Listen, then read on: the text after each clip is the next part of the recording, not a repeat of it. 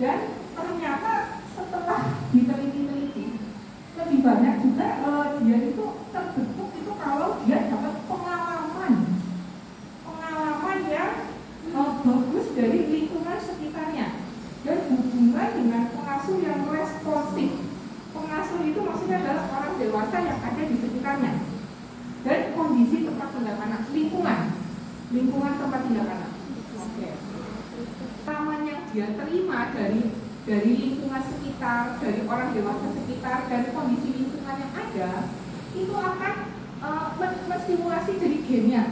Jadi gen-gen yang tadinya itu misalkan tidur itu jadi bisa diekspresikan, jadi bisa keluar gitu. Contohnya begini, kita mau bicara mengenai genetik ya. Kita tahu kalau dari zaman dulu yang namanya orang Jepang katanya pendek-pendek ya. Tapi orang Jepang yang di Amerika kok tingginya sama orang Amerika. Nah, jadi kenapa? Padahal gennya gen pendek loh. Ya kan? Ternyata setelah hidup di Amerika, makan makanan orang Amerika, tinggi-tingginya kayak orang Amerika. Gennya diekspresikan. Gitu ya. Kalau orang sini bilangnya memperbaikan keturunan kali ya. Nah, ternyata itu jadi diekspresikan. Nah, orang Jepang yang sudah tinggal di sana, kalau punya anak, tinggi atau pendek? Tinggi ya. Nah, jadi sama. Ternyata kalau kita memberikan stimulasi yang baik ke anak, gen-gen yang tadinya itu sebenarnya ada dan tidur, itu bisa diekspresikan. Diekspresikan itu bisa keluar. Jadi misalkan nih, kayak contohnya orang tua saya, SMA nggak lulus nih, dagang di pasar. Mungkin saya dulu dikasih makannya baik, pendidikannya baik.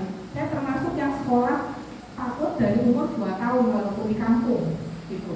Nah, jadi mungkin saya diekspresikan gennya juga bagus gitu ya, tadinya ada tapi tidur gitu ya.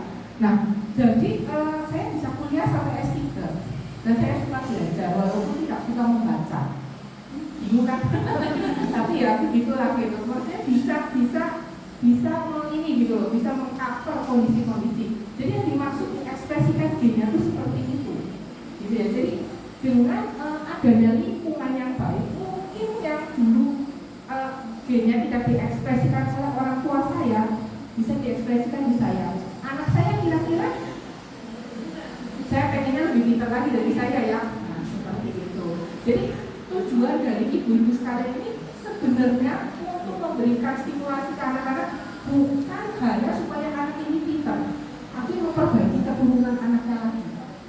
Itu fungsi guru PAUD sampai segitu hebatnya. Ingat? Oke ya. Nah, perkembangan arsitektur otak anak ini tergantung dari stimulasi yang tepat. Tepat maksudnya apa? Sesuai usianya. Mungkin nggak kita kasih pensil ke anak umur 1 tahun? Mungkin ya. Maksudnya tepat itu tepat sesuai usianya. Nah, yang kedua juga harus stabil. Stabil itu maksudnya apa? Stimulasi itu diberikan terus-menerus setiap hari.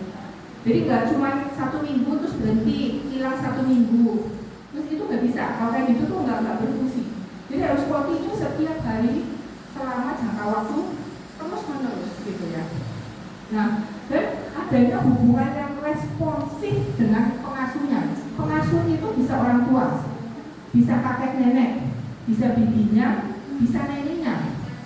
Pokoknya yang ada di sekitar anak ini dan yang tiap hari sama dia. Nah, itu harus responsif gitu. Oke. Jadi kita mau belajar mengenai arsitektur otak nih.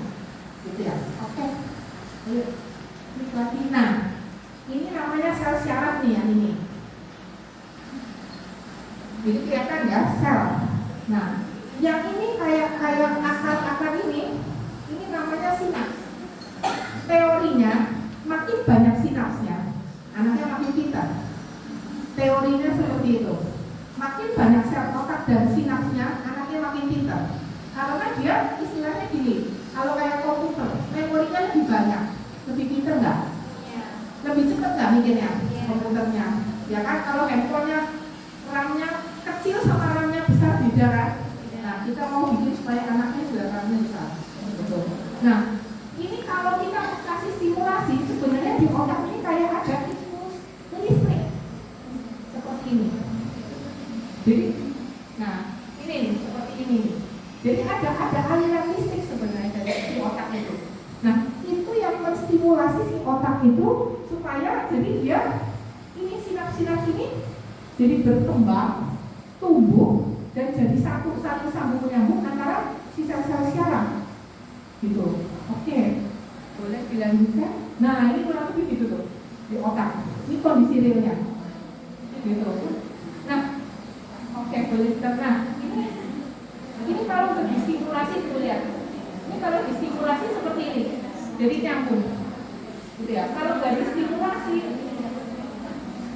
lepas, putus. Sel-selnya juga akan mati, jadi hitam. Gitu ya. Nah, ini adalah stimulasi gambaran di otak. Kalau kita kasih stimulasi, maka aliran listrik itu ada terus. Dengan ada itu kan makin lama ya, sinar kita lihat kan makin tumbuh nyambung sana sini. Makin banyak, makin anaknya pintar. Oke, lanjutnya. Nah, ini kita lihat. Ini teorinya, bukan kata saya. Jadi ini kurang lebih ini sel-sel otak pada saat 36 minggu saat bayi lahir. Jadi masuk paut yang tepat itu kurang lebih di 2 tahun. Supaya apa? Supaya selnya ini nggak terlanjur sudah di pruning. Setuju ya? Setuju? Ibu-ibu paham ya? Kenapa saya menjelaskan ini? Kalau di sini kita sudah dapat ini kondisi otak umur 2 tahun ini tertinggi nih, bagus, sel otaknya bagus, sinapsnya banyak. Tapi kalau temennya Pak nggak distimulasi di umur 2 tahun kan artinya nggak dipakai dong sinaps sama sel otaknya, benar nggak? Nanti lama-lama mati sendiri, sinapsnya putus sendiri. Nah, lama-lama berkurang. Sayang. Jadi kenapa itu golden age itu sampai 5 tahun? Gitu ya. Karena apa? Masuk ini harus masuk gitu. Jadi kalau nggak kontinu distimulasi, ini akan berkurang sendiri. Anaknya kalau kita dulu. Kalau orangnya berkurang, kerjanya otak makin. Berarti yang ada di sini mulai sekarang mulai promosi ya, tahun itu harus dari 2 tahun yang baik. Kenapa? Sudah tahu kenapanya ya? Oke. Selama ini tahu nggak kenapa 2 tahun, kenapa 4 tahun, kenapa 5 tahun, kenapa nggak gimana? Oke, dasarnya dari ilmu neuroscience ini. Oke ya? Oke. Ini jelas? Kita lanjut ya. Nah, jadi 90% otak anak ini sebenarnya di 5 tahun pertama kehidupan. Nah, selanjutnya itu tinggal 10%-nya. Sebenarnya kalau kita bicara tentang otak, pentingnya cuma 5 tahun pertama. Dan 5 tahun pertama anak itu dipegang siapa? Kita. Orang PAUD, bukan SD, bukan kuliah, bukan guru SMA. Ya kan? Nah, jadi mulai sekarang semangat nih. Ya. Jadi penelitian ini menunjukkan bahwa arsitektur otak anak yang sedang berkembang ini ternyata dipengaruhi oleh hubungan yang responsif. Kalau pengalaman saya yakin ibu-ibu udah tahu semua ya. Itu pentingnya untuk membentuk arsitektur otak. Sini saya ingin menekankan mengenai hubungan yang responsif. Disebutnya apa? Ceritanya nama kerennya itu self and return interaction. Boleh klik di YouTube atau di Google. Kalau mau cari lebih jauh, pakai bahasa Inggrisnya, jangan pakai bahasa Indonesia, karena bahasa Indonesia saya yang ngasih nama, hubungan yang responsif. Karena sebenarnya interaksi saya nggak ngerti bahasa Indonesia, saya anggapnya pokoknya harus respon, gitu ya. Jadi saya kasih nama hubungan yang responsif. Padahal nama aslinya self and return interaction antara anak dengan orang tua atau pengasuh yang ada di sekitarnya, dalam keluarga atau lingkungan. Itu harus itu. Jadi interaksi anak ini kalau pada awal-awal kehidupan itu babi ya, ekspresi wajah gitu-gitu ya. Jadi dan biasanya kan kita juga merespon juga ikut, kalau anaknya senyum kita ikut senyum, kalau anaknya tepuk tangan kita ikut tepuk tangan. Pokoknya respon ke anak itu. Oke, boleh lanjut. Oke, kita akan nonton video. Nanti saya akan pause sebentar. Saya jelaskan sedikit ya. The key to forming strong brain architecture is what's known as serve and return interaction with adults. In this developmental game, New neural connections form in the brain as young children instinctively serve through paddling, facial expressions, and mulai gestures. terbentuk, silang-silang. And adults return the serve, responding in a very directed, meaningful way. It starts very early in life when a baby coos and the adult interacts and directs the baby's Ini attention interaksi to a ini face or anak-anak hand. mulai umur berapa? 2 bulan. 3 This bulan. interaction forms the foundation of brain architecture upon which all future development Sudah will be harus built. mulai dirangsang. It helps create neural connections between all the different areas of the brain, building the Nah ini dengan hanya memberikan sesuatu yang responsif, tektok ya, kalau saya bilangnya tektok, pokoknya harus tektok. Ini bisa mempengaruhi banyak sekali di otak. Pertama dari masalah emosi si anak, memori, bahasa, mengenai perilaku, penglihatan dan motor skill. Ini semua kena. Nanti kita lihat dari ininya. Jadi yuk kita lihat nih dari emosi, memori, bahasa, penglihatan, motor dan perilaku anak ini dapat semua. Itu sebenarnya dimulainya dari cognitive skills Oke lanjut. children need in life. For example, here's how it works for literacy and language skills. When the baby sees an object, the adult says its name. This makes connections in the Nah, jadi pada saat begini kita ngajarin anak, mungkin anaknya diem.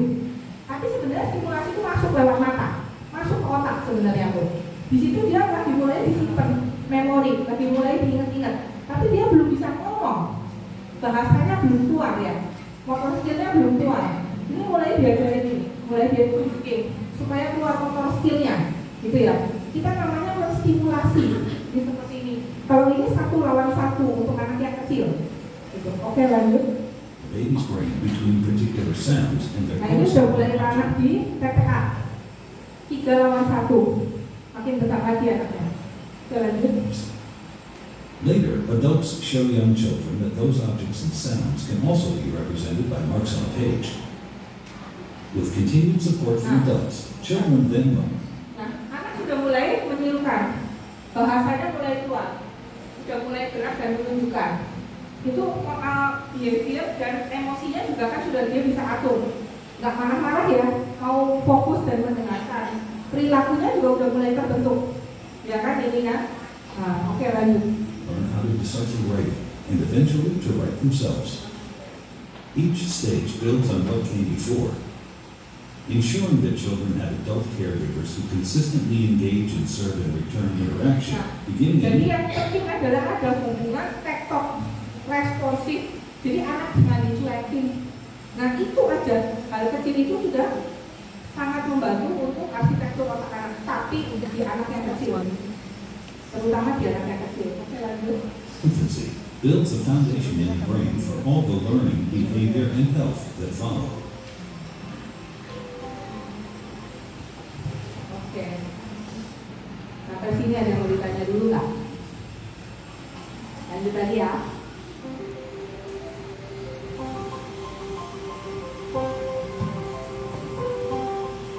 The key to forming strong Nah, jadi hubungan yang responsif tadi diibaratkan itu seperti permainan tenis atau bulu tangkis. Orang harus tek-tok. Jadi dengan begitu baru bisa menstimulasi otak. Tapi jika respon yang diperoleh anak tidak sesuai atau bahkan nggak ada respon, maka perkembangan arsitektur otak anak akan terganggu. Ya kalau nggak dijawab, gimana otaknya mau belajar? Otaknya mau nyambung, nggak ada stimulasi, gitu ya. Nah, jadi hal ini nanti ke depannya kan kita ingat itu apa aja yang distimulasi. Nah, hal-hal itu akan terganggu, pembelajaran, perilaku, kesehatan, emosi biasanya juga terganggu. Oke lanjut. Oke kita lihat ya satu video lagi. Ini kalau anak diterlantarkan gimana? Everyone in a community has a vested interest in everyone else's children because everyone else's children determine the next adult population that makes our successful society. Built into our biology is the need to have responsive interactions with adults. Neglect for children is when they don't get what the brain is expecting to get, what the child is expecting to get, what we are biologically prepared and waiting for, which is in response to the child. under conditions where servant return is broken. You literally are pulling away what is the essential ingredient of the development of human brain architecture.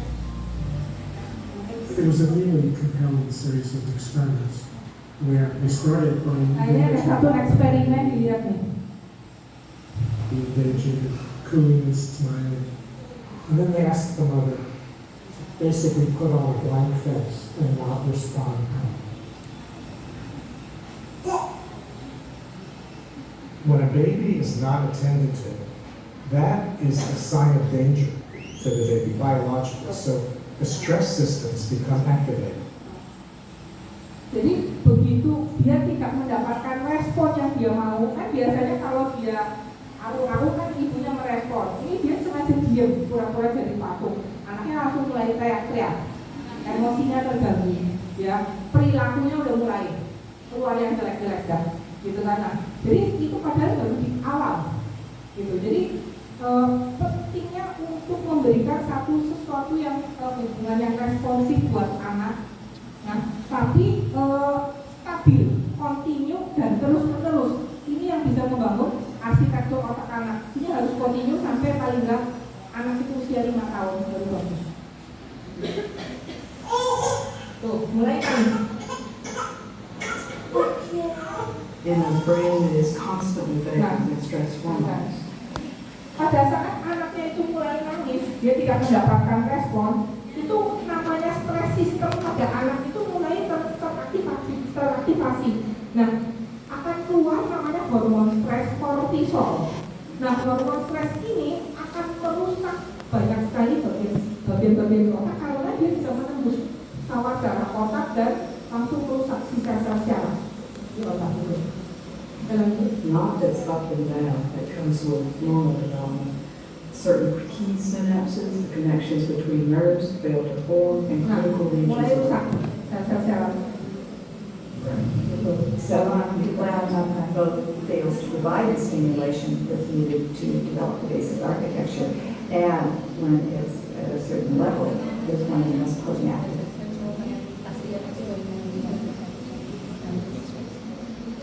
Ini mengenai stres, nggak usah dulu ya. Itu beda topik karena ini kita mau bicara yang enak-enak, bukan yang stres. Oke, boleh lanjut? Itu satu karena faktor ekonomi, adanya isolasi sosial dijauhi sama sekelilingnya, ada penyakit kronis, juga ada gangguan mental. Nah ini paling bahaya nih kadang-kadang nggak ketahuan. Ternyata itu ada dia depresi lah, ada punya gangguan kecemasan, PTSD, punya gangguan kepribadian, atau dia punya kecanduan. Ini agak-agak bahaya untuk pegang anak di usia 5 tahun. Dan hal ini bisa terjadi pada anak dengan latar belakang budaya apapun, tingkat sosial ekonomi apapun, ras, suku, agama apapun. Anak orang kaya bukan nggak ada yang kena stunting, ada, duit punya, tapi anaknya nggak dikasih makan, nggak care, jadi anaknya nggak mau makan ya sudah, lama-lama stunting ada juga. Gitu. Jadi bukan berarti ini, tapi perlunya adalah care, yang sesuatu yang istilahnya yang dia harus mendapat, harus yang memang pegang si anak ini yang terus-menerus kontinu stabil, gitu ya. Oke, lanjut. Nah, ini ada 5 cara. Ini ada videonya sebenarnya. Oke, kita lanjut. Caranya gampang. Cara serve and return cuma ada 5 tahap. Do you know that you can help build a child's brain? Everyday interactions can have a big Nah, impact ini on kan the sederhana development. banget di pasar. Di Indomaret juga bisa, betul nggak? Ngajak anak belanja. Oke, lanjut. Brains throughout childhood, starting even before babies can talk. Nah, ini kan bisa semua rumah. Scientists call this serve and return, like a game of tennis or ping pong. A child serves by showing an interest in something, and the adult responds in a supportive way. Finding moments throughout the day to do it is easy and fun, and you'll be building strong brains. You can use 5 steps to practice serve and return with any child. Ada 5 tahapan. Step 1, share the focus. Lihat fokus yang sama, anak sama orang tua. When a child is interested or curious, you can see it. Watch this child look at something in a book. Right there, pointing shows interest. So does making a sound, like this child. And mom is paying close attention. See baby moving those little arms and legs and focusing on the ball? That's a serve. The key is paying attention to what the child is noticing. Look at grandpa sharing the focus.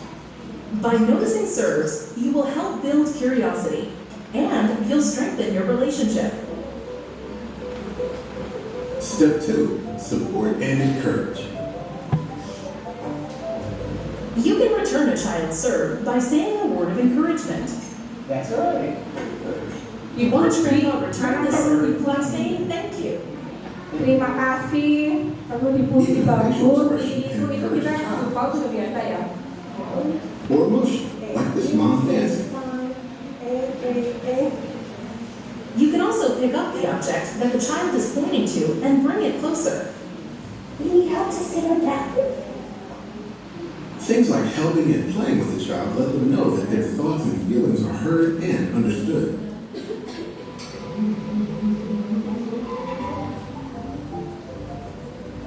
Step 3, name it. Yeah, puppy, little windows, the house. When you return a child's serve by naming what they are seeing, doing, or feeling, you make important language connections in their brain. It's got both over. This Ini brain mulai doesn't masuk have bahasa, memori, or a child mulai dilatih. can talk or understand your words. You can name anything, a person, a thing, an action, a feeling, or a combination.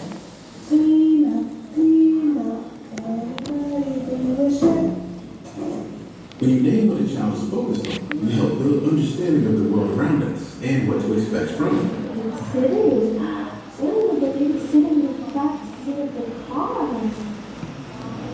You got those? Those are raisins. You have raisins all the time. Naming also gives a child words to use later and shows that words are important to you.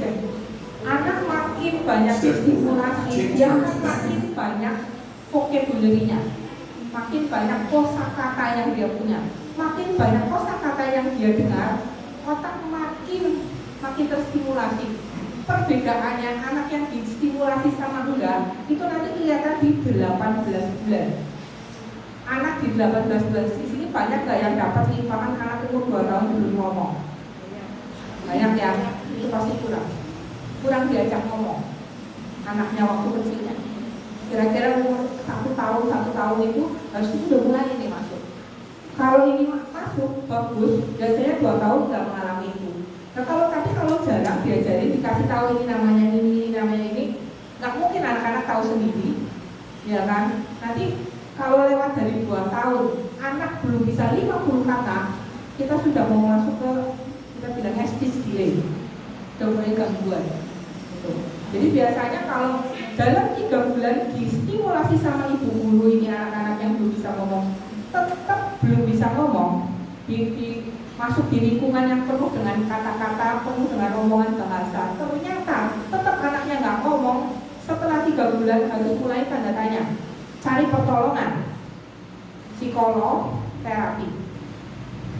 Kalau nggak bisa ngomong, gitu ya. Tapi harus yakin dulu ibu guru sudah menstimulasinya dengan baik atau belum tidak, gitu ya.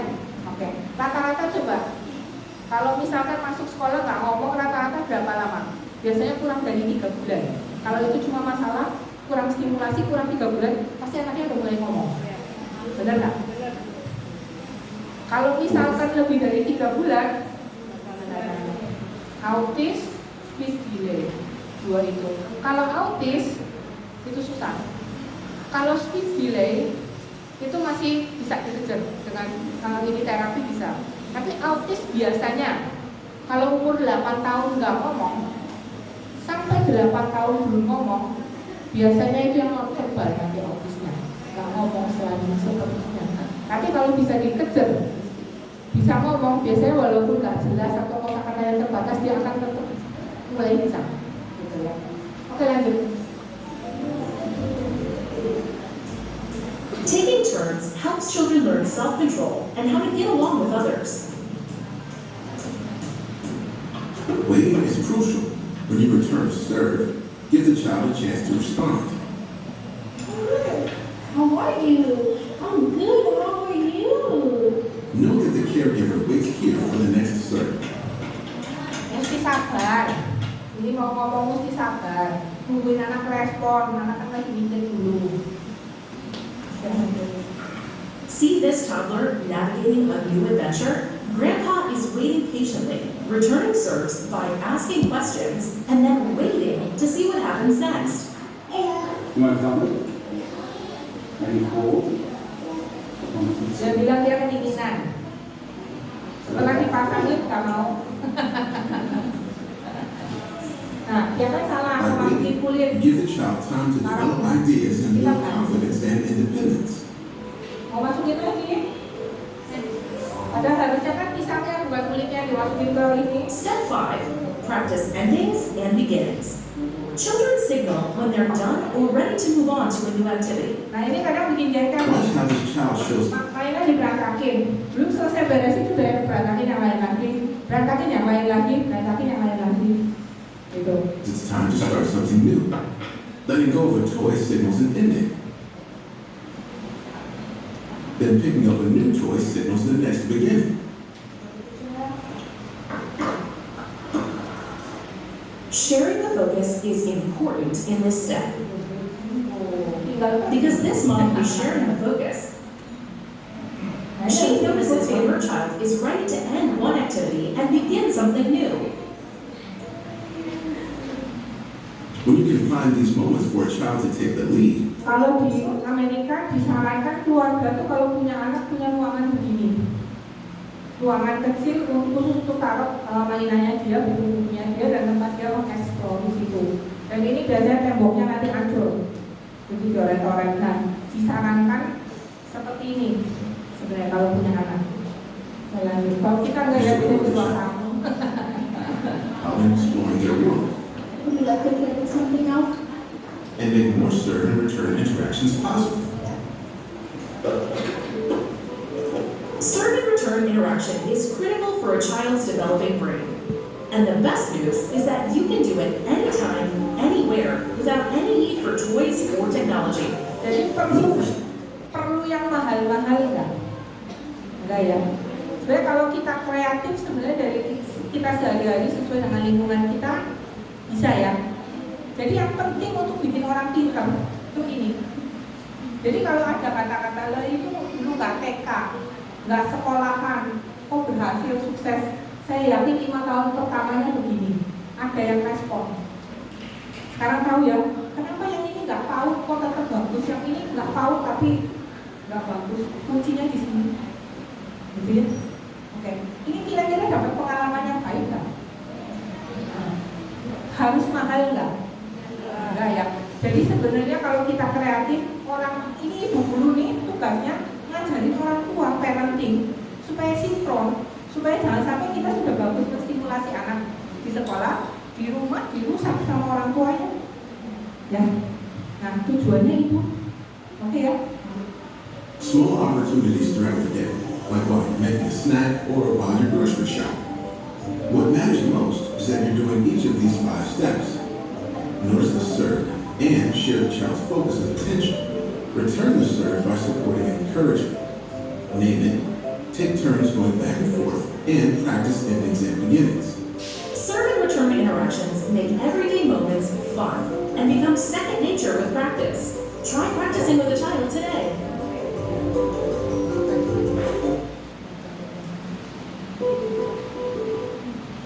Nah, ini hanya menjelaskan yang tadi. Takutnya ada yang mau minta PPT-nya, ini ada bahasa Inggrisnya. Kita lanjut. Saya mau bacain. Jadi, nah setelah dengan penjelasan saya nih, jadi fungsi model dan media pembelajaran kreatif dalam membentuk arsitektur otak anak kira-kira apa? Ibu guru ini sudah tahu belum? Oh, waduh, gagal dong aku. Nah itu, jadi model dan pembelajaran kreatif itu adalah sebagai tools untuk merangsang, jadi untuk anak supaya berkomunikasi, supaya merangsang anak melakukan sesuatu, benar nggak? Jadi supaya apa? Supaya anak bisa melakukan berpikir, kalau nggak bisa tanya, dan ibu guru harus jawab dengan baik. Tektok.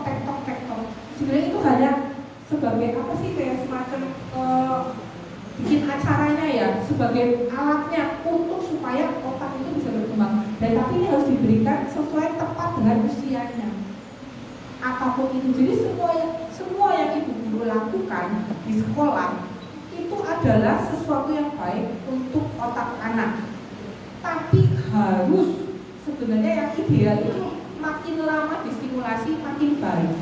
Jadi kalau saya lebih cocok yang ke arah full day school anak-anak. Karena kalau TK biasa cuma berapa 3 jam. Full day school kita bisa dapat 6 jam sampai 8 jam. Kuncinya sebenarnya adalah sesuatu lingkungan yang responsif ini. Jadi kalau misalkan ibu-ibu di sini ada yang punya TPA, anak yang di TPA, tapi TPA yang berkualitas loh ya, bukan yang cuma suruh dititipin nonton TV Talk, bukan yang begitu yang dipegang sekolah loh ya. Nah itu apa namanya? Pasti anak itu akan jauh lebih bagus perkembangan otak, perilaku, emosinya dibandingkan dengan anak-anak yang cuma 3 jam sekolah. Coba ada yang punya pengalaman nggak? Ada yang punya TPA nggak di sekolahnya? Belum ada ya? Nanti bikin. Nanti bikin di sini. Karena saya lihat di sini daerah industri, banyak ibu pekerja. Itu nanti akan menjadi kebutuhan. Gitu, cari penitipan anak. Oke? Nah, itu mulai dipikirkan. Kurikulumnya ada, gampang, itu ada. Jadi, nah dasar arsitektur otak ini dibentuk pada masa awal kehidupan melalui interaksi dinamis yang terus-menerus. Pengalaman pribadi, kondisi lingkungan juga mempunyai efek yang signifikan bagaimana gen itu diekspresikan, karena akan mempengaruhi sirkuit otak pada masa perkembangan. Dan kualitas lingkungan anak, tadi lingkungan anak di rumah ya, rata-rata kalau kita lihat videonya mereka punya satu ruangan khusus ya, pokoknya mainannya semua taruh situ deh gitu. Nah itu yang buat dia eksplor, kucek-kuceknya di situ aja, tapi itu beda sama ruang tidur.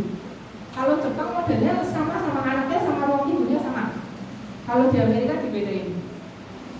Kalau kita biasanya di luar keluarga, rata-rata orang Indonesia begitu. Gitu ya. Jadi nanti Lego ada di ruang tamu, gitu di mana-mana, mainan apa, gitu itu yang itu sih sebenarnya kebudayaan, masing-masing kebiasaan, masing-masing soal ini nggak masalah. Nah, yang penting adalah kualitas lingkungannya, pengalaman yang dialami si anak dan hubungan responsif dimanapun sama, anak manapun sama. Yang penting intinya dapat, anaknya pintar. Oke ya, intinya udah cuma itu kan. Terima kasih. Selesai.